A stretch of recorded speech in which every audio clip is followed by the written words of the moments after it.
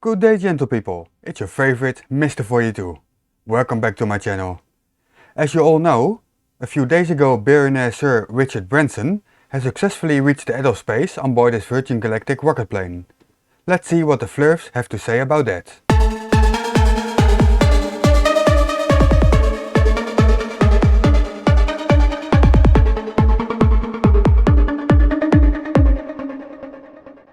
First off, we have Level Earth Observer.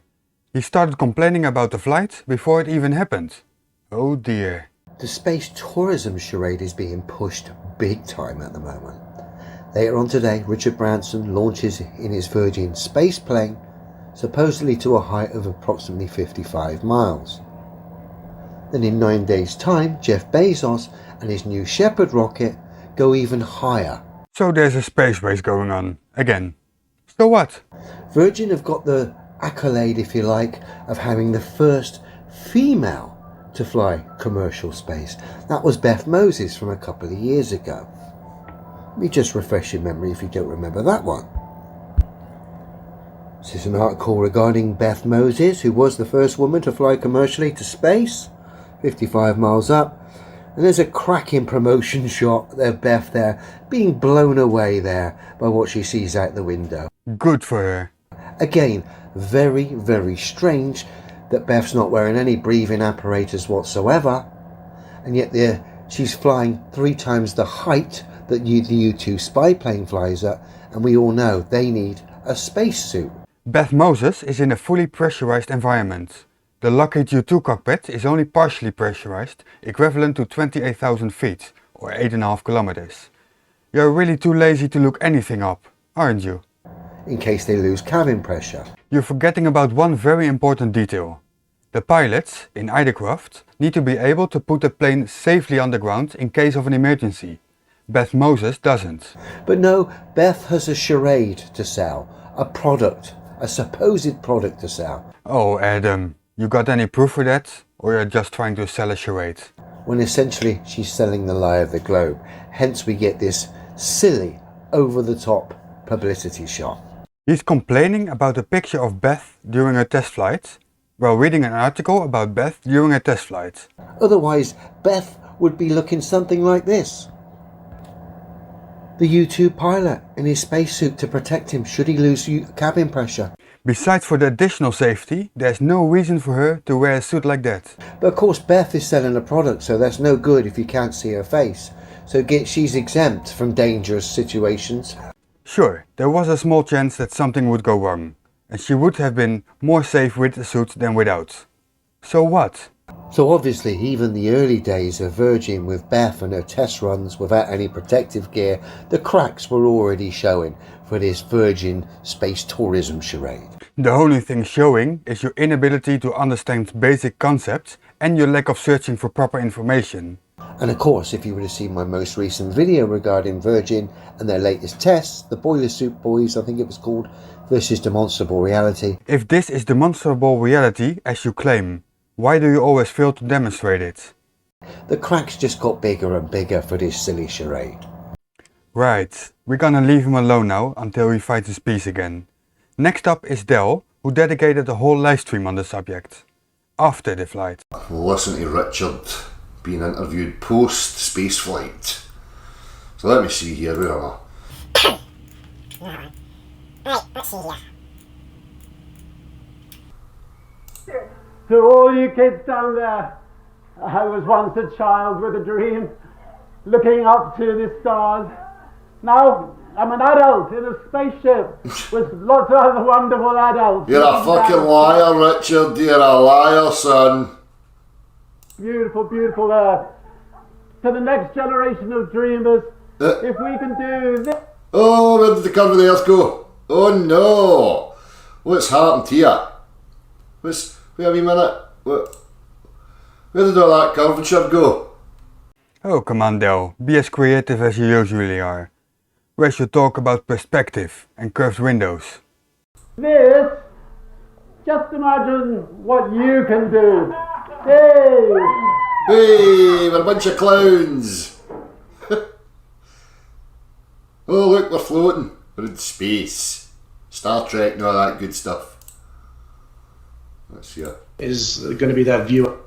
Let's see this one. And the most amazing thing is going to be that view out the window when they see the curvature of the Earth. They're going to watch. When you see the curvature of the Earth at 46,000 feet. What Del makes very clear there is that he's mentally 13 and he has no arguments against the flight or the globe.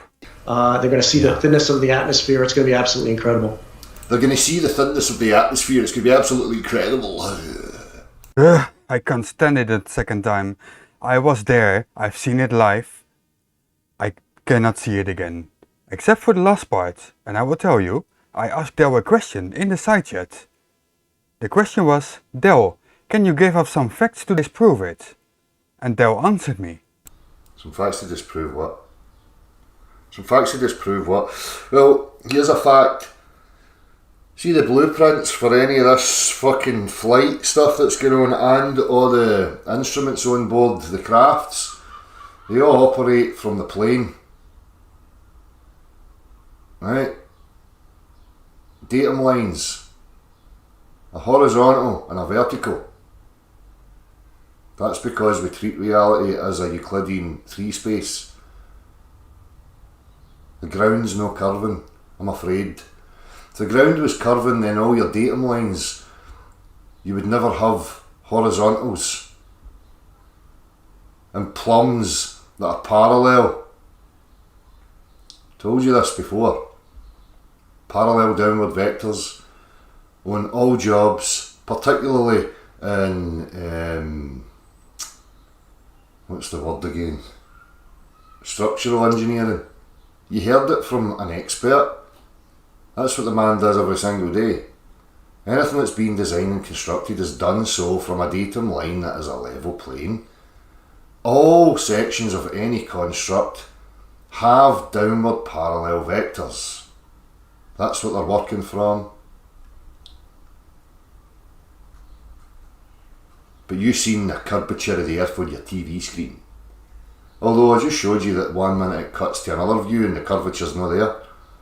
So what's happening? Cherry picking. As you can maybe understand, he starts off answering on subjects about planes. But then he quickly changes the subject to his well-prepared and memorized rhetoric about Euclidean 3 space. Nice word salad, Del.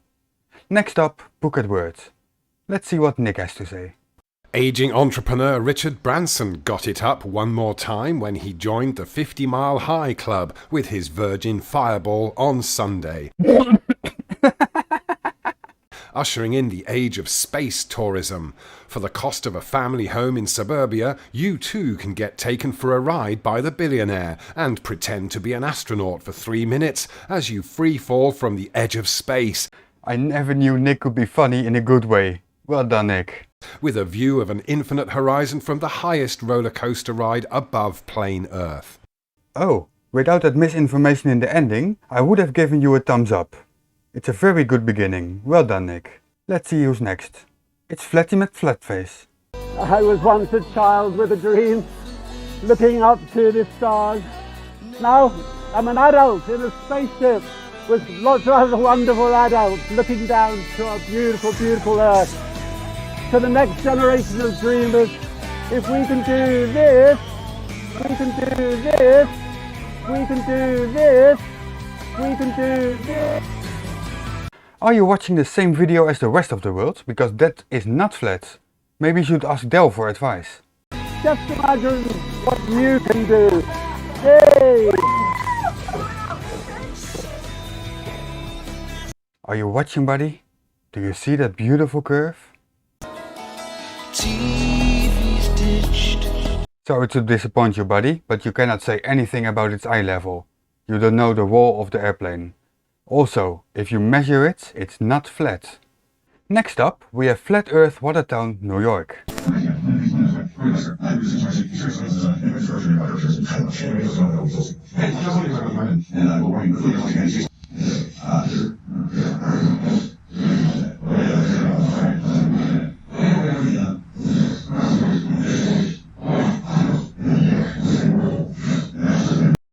That's it. He recorded a radio show and added some pictures.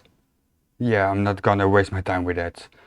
And last but not least, we have again Level 8 observer.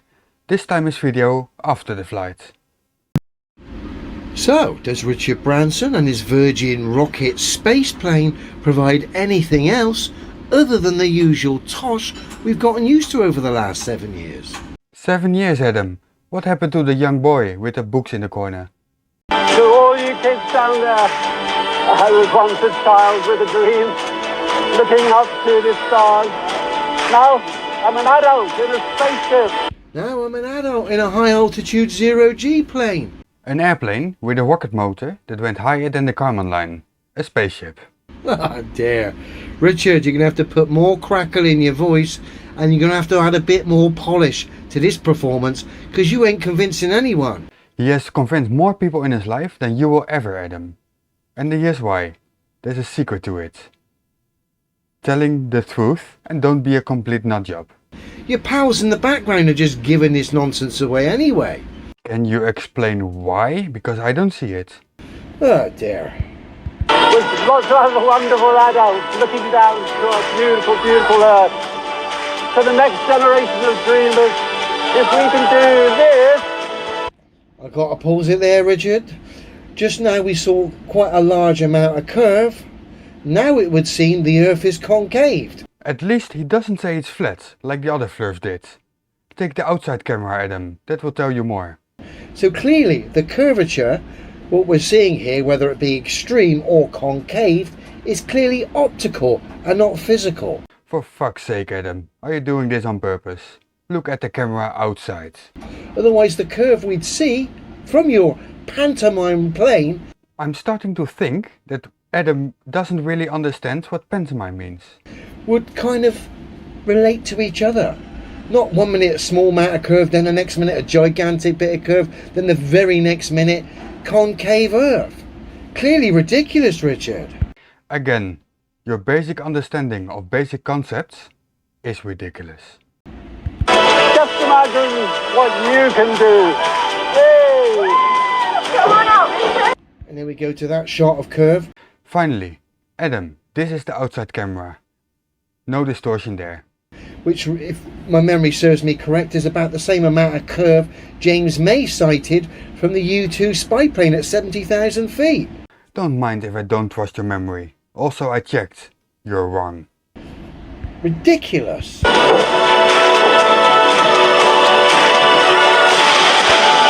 It's just a glammed up 0G plane. An airplane with a rocket motor that went higher than the Kármán line. That's it. We got good old Beth in the back there in her wide open, blown away pose that she likes to use. Her mouth is always open here. Yeah, so is yours, Adam. Shut up, please. For these publicity shots, as if to say, I'm blown away. But what we're seeing is just a 0G plane. An airplane with a rocket motor that went higher than the Kármán line. And ridiculous visuals. Ugh.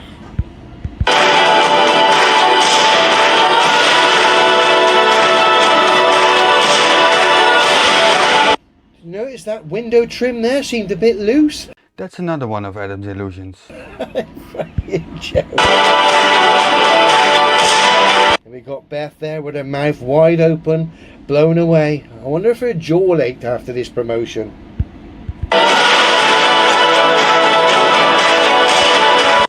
The Earth's concaved, everyone. Take the outside camera, Adam. That will tell you more.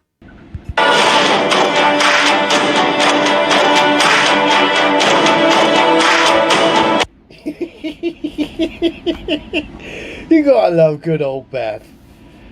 Constantly got her mouth open here for these publicity shots. Yeah, so is yours, Adam.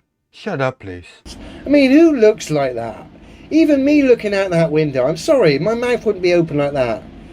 Ridiculous, particularly given the fact the Earth looks again slightly concaved. Take the outside camera, Adam. That will tell you more.